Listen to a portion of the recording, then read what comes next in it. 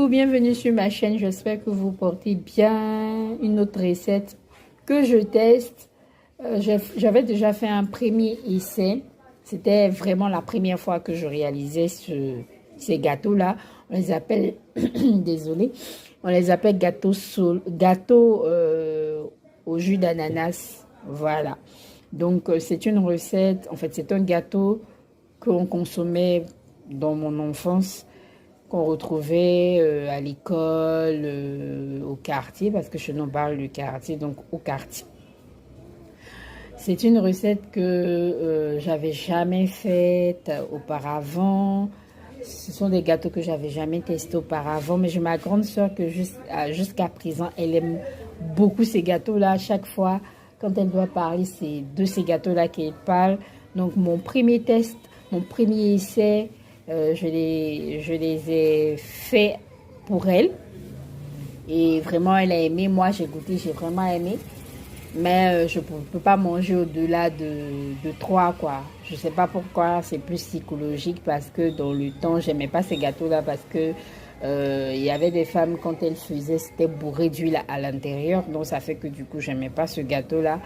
Mais la recette que moi, je vais vous proposer aujourd'hui, quand vous allez cuire avec le niveau d'huile et le niveau de feu exact, vous allez voir que vous n'allez pas retrouver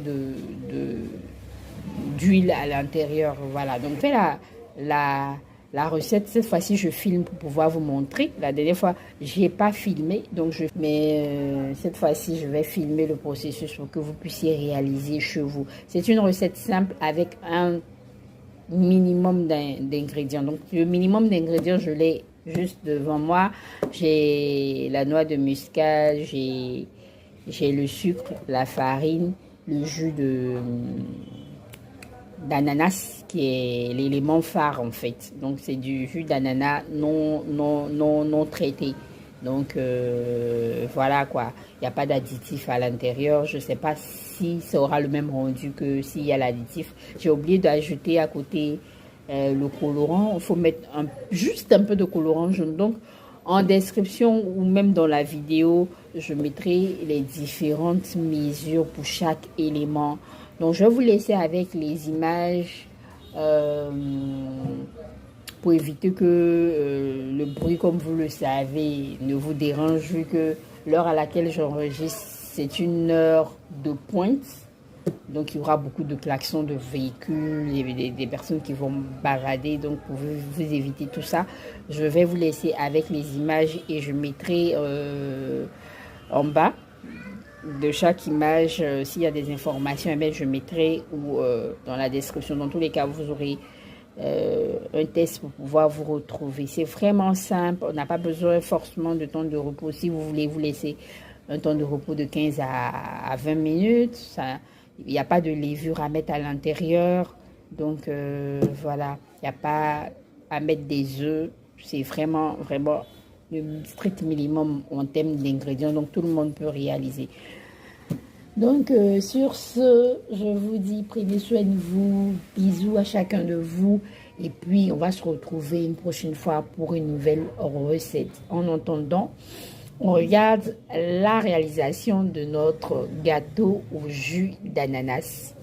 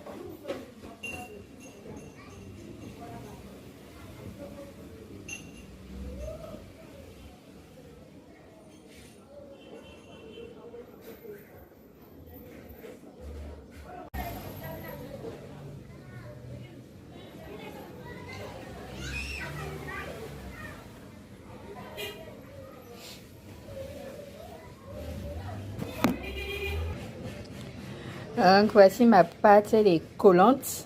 C'est comme ça, la pâte doit être collante. Donc, ne soyez pas surpris de voir que la pâte est collante. Moi, j'ai rajouté de la farine pour pouvoir racler les bords. Donc, je vais passer à la friture dans ma fameuse poêle.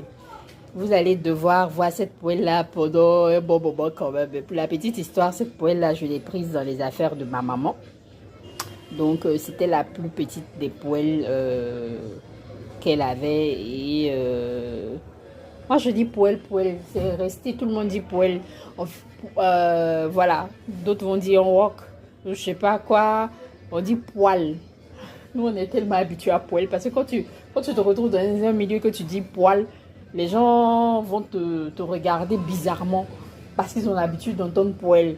Oh, ils ne savent pas que la véritable appellation, c'est poêle. Malheureusement. Voilà, donc on est obligé de dire poêle, poêle, poêle pour ne pas que ça choque. Donc je vais m'asseoir pour frire mes gâteaux. Quand vous voyez ce petit feu là, c'est que j'ai pas envie de m'arrêter et j'ai pas envie d'être à l'intérieur. Donc là, je me mets dans la cour, à l'entrée. Donc à l'entrée de la cuisine pour frire en fait.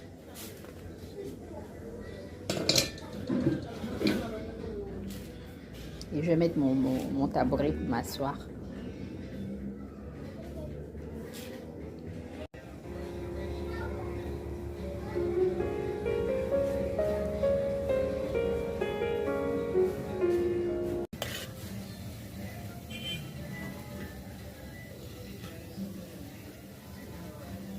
Aujourd'hui, j'utilise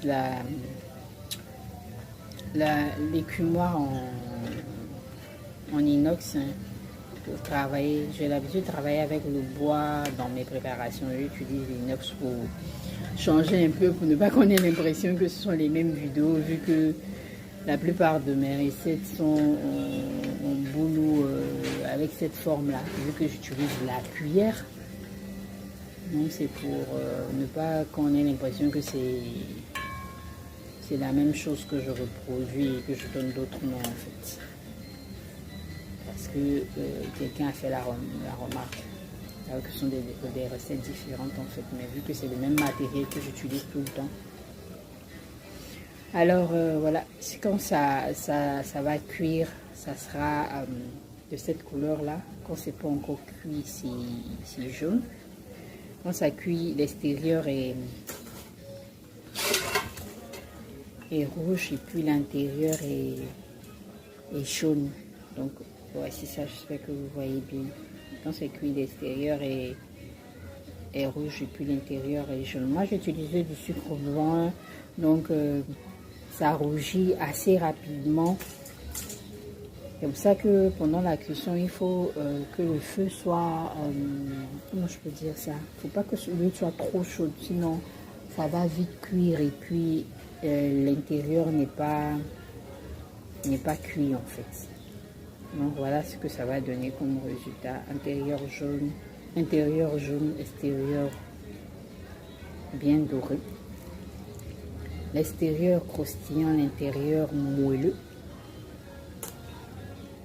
Moi j'utilise la cuillère, c'est pour ça que vous avez ces formes là. Si mon gâteau est tombé, si vous utilisez la main, peut-être que votre forme sera différente. Mais avec cette recette, sinon avec ce genre de gâteau, la forme n'a pas d'importance de toutes les façons. Vous pouvez faire il peut avoir des pointes, il peut être lisse, la forme n'a vraiment pas d'importance. Les gâteaux gonflent seuls au fur et à mesure qu'ils cuisent. Donc, vous n'avez pas besoin de prendre de grosses portions. Les petites portions grossissent. Avec cette recette-là, c'est vrai qu'elle prend très peu d'ingrédients pour la réalisation. Mais au niveau de la cuisson, il faut prévoir un peu plus d'huile parce que pendant que vous serez en train de frire, l'huile va diminuer en fait. Donc vous aurez à ajouter de l'huile ou à changer l'huile. Je pense que quand vous vous sentez obligé de changer d'huile, parce que vous avez de la poudre de farine qui s'est stockée au fond de votre casserole de cuisson. Ça veut dire que peut-être vous avez mis un peu plus de bicarbonate qu'il fallait. On sait comme ça s'émiette et vous avez un peu plus de... Comment je peux dire ça? Je ne sais pas si toi tu te la poudre ou comment je peux appeler ça, mais en tout cas, ça se retrouve au fond. Mais si vous avez mis la juste quantité de bicarbonate, j'essaie de bien prononcer, alors vous n'aurez pas trop de débris au fond de votre huile.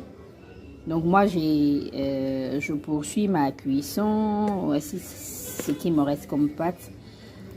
Je vais continuer de frire. C'était le détail que j'ai voulu préciser pour ne pas que vous soyez surpris que vous limitiez une certaine quantité d'huile et pendant que vous êtes en train de faire, vous n'avez plus d'huile. Donc il faut prévoir un peu plus d'huile. Comme ça, quand vous êtes en manque au niveau de votre casserole de cuisson, vous pouvez en rajouter ou changer carrément.